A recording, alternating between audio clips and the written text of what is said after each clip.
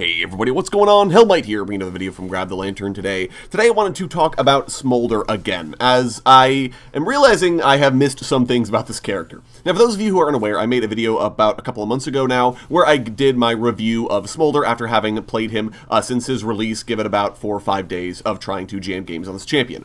And to summarize that video very briefly, I was not a fan. I felt Smolder was not a champion that scaled particularly well, despite being an infinite scaler. I thought his kit was very clunky in how it was intended to work. I thought his intended build paths were not particularly good on him, and as a result, I just sort of wrote off the champion in its entirety. I didn't think he was particularly good. I didn't think he was fun to play. There was a lot of problems that I had with him. However, very shortly after that video went out, I found out that Smolder was seeing play professionally, which clearly meant that I had missed something.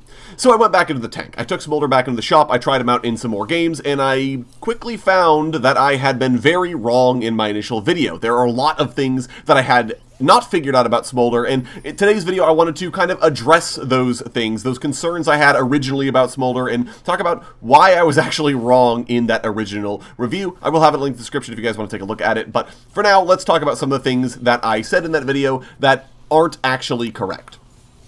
First up, Smolder's Q. A lot of the complaints I had about the character centered around his Q, which is his bread and butter ability. Now, at the time, I was comparing Smolder quite a lot to Ezreal, who is another character with a spammable ability that applied on hit effects, and who would likely build Manamune into Essence Reaver or some other Sheen item. Now, this was actually based a lot off the fact that I honestly assumed, without having any knowledge whatsoever, that Smolder Q was going to be a skill shot.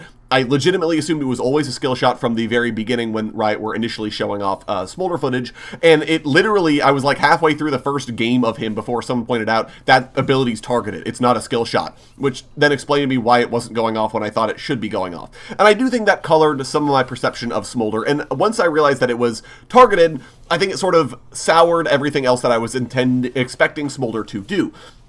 You see, Smolder's Q looks a lot worse than Ezreal's Q off the cuff, right? If you're trying to compare the two. Ezreal Q naturally has the advantage of range, which is huge, and allows Ezreal to play this sort of poke and fade playstyle where he can sling out very highly damaging skill shots from a safe distance, never having to actually engage in an auto-attack war or expose himself to any danger with enemy champions. This gives Ezreal a lot of flexibility. He's able to sort of poke and fish for damage in a pre-fight, and once he finally gets into a fight, it basically just doubles as a second auto-attack to let him scale up his passive.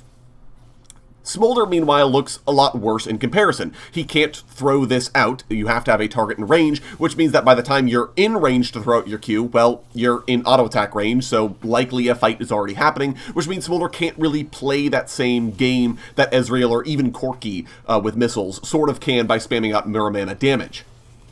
However, this is for a couple of reasons then, and I sort of understood the issues I had with Smolder upon sort of realizing you can't play him like Ezreal. First is that mirror mana is bad on him. I legitimately think this is an issue with Smolder, maybe not an issue so much, but it's something that shouldn't be built on Smolder, not only in that because you don't need the mana, but also because you don't have the ability to spam the damage from a range like with Ezreal. In the test games, I was building Manamune in every single one of those games, and as a result, you're wasting a lot of gold and a lot of time on an item that you're fundamentally not getting that much value out of because you can't abuse it in the same way that Ezreal or Corki can. Secondly, however, Smolder Q is dramatically more powerful than Ezreal Q in terms of raw damage output. It has a similar cooldown, but hits in a massive AoE on top of potentially applying a true damage dot with an execute inbuilt to all of the targets struck.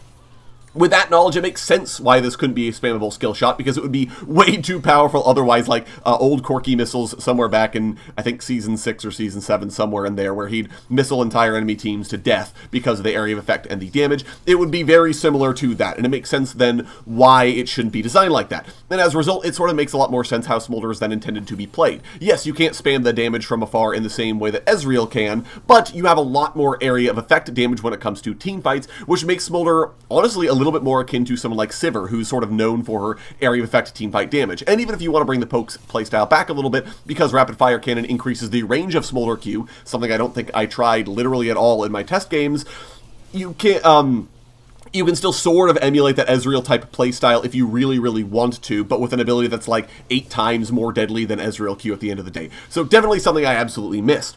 I also really missed how Smolder was intended to be played. Again, with the Ezreal comparison, I expected Smolder to be more of a spell slinger type AD carry, a champion who weaves auto attacks in with abilities to do the most damage. A champion like Lucian, for example, or Ezreal makes a lot of sense here, right? Lucian is going to dash, auto attack, Q, auto attack, W, auto attack, right? That kind of playstyle, as opposed to champions that basically just auto attack for all of their damage output. Champions like Caitlyn or Vayne, who are mostly just you right click the guy until the guy dies.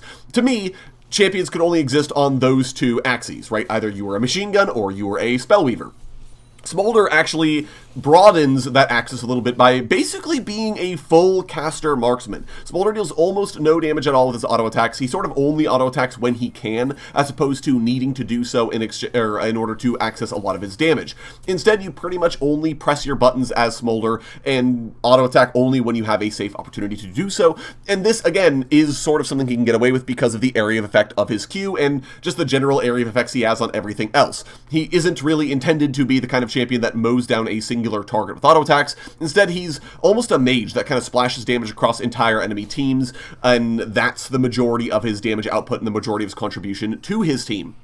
Again, something I totally missed, and the comparison now to Ezreal isn't exactly very favoring Smolder. It doesn't make a lot of sense to be saying, yeah, this champion absolutely should be auto-attacking. You're kind of like, nah, Smolder's more or less a mage. I also messed up on Smolder's infinite scaling. I mentioned that Smolder doesn't scale well in the original video, which is partially because I expected Smolder's final ability, which was insanely powerful, to be a sort of magical Christmas land type effect. After all, Riot are basically handing Elder Dragon buff to a singular champion. My assumption then was that, yeah, this is going to be, 45 plus minutes. You're never going to get this ability early in the game. However, I sort of came down on this even after my testing and saying, okay, so Smolder will get this in the late game. Maybe not Magical Christmas Land, but certainly something you're still waiting a large period of time for. Not really the case, though, having spent even more time playing Smolder. You are getting this upgrade insanely early, and therefore you're going to have access to that power very reliably throughout games. I even talk about this a little bit in my How to Counter Smolder video, where I sort of say, yeah, he's gonna have access to this ability. You can't count on him not reaching it in a game, because he probably will. This is because I sort of missed out on the area of effect of Smolder Q, giving him a little bit better way of farming out stacks. The initial 25 stacks are painful to farm, but that's because Smolder Q can only hit one target. The second you get the first evolution at 25 stacks, you're probably getting 2 or 3 stacks per cast of Q. Once you hit the 125 mark, you're probably farming 4 or 5 stacks of passive every time you use it, and as a result, your ability to get stacks increases, I don't want to say exponentially, but much more quickly as the game proceeds. And as a result, getting the upgrades is a lot less time than I expected it would be otherwise, and as a result, Smolder has access to his Elder Dragon buff a lot more reliably. Now, Riot have fixed it a little bit, because now he doesn't get kill credit for basically any champion he remotely queues, but it's still a phenomenally powerful ability, and not something I really factored into his power budget at all when talking about him, but this is certainly a very powerful ability to have altogether. Smolder W and E I also mentioned as far as the infinite scaling goes, because I wasn't very happy with how those abilities were scaling, and at least where the E is concerned, Riot agreed with me, it was too weak, and they did make some changes to make it scale a little bit better and feel a little bit more usable in the offensive case scenario. But W, I don't think I was very fair to either. I mentioned it didn't really hit very hard, but one thing I was missing was the secondary explosion that the W had. If you hit a champion, there's a small burst of damage around them that can hit other champions as well. This means that if you theoretically hit 2 champions with it, they're both taking damage from the W, then they're both taking damage from the W explosion twice, because, right, there's another guy right there. There's a lot more damage that the W is going to be dealing overall, and it sort of cements Smolder's role as an area of effect caster, rather than just a pure marksman who's using this as sort of a poke ability. It's not really meant for just the pure poke, it's meant to be used when there are a lot of targets nearby. I also sort of glossed over the utility that this ability had, the ability to use it to sort of pseudo-peel for yourself on a champion that already has another slow in his kit, and a sort of cheatsy dash ability that isn't a dash, but also is better than a dash in a lot of ways. Again, something I totally missed on this champion that I absolutely think is a part of his power. So ultimately where I'm going to land on Smolder is that I think, yeah, this champion's actually quite well designed. I think that there's a lot that he's doing that's very efficient, and there's a lot that he's doing that makes a lot of sense, and I think that he is an infinitely scaling champion that does quite well. Now, obviously, this is after a couple of patches have gone through, and Riot have had some time to fine-tune Smolder's strengths and weaknesses, so this is with a little bit of hindsight as 2020 and a little bit of progression, but I still think absolutely I was overly harsh on Smolder in his original review, and I do think that there's a lot more that this champion has to offer us.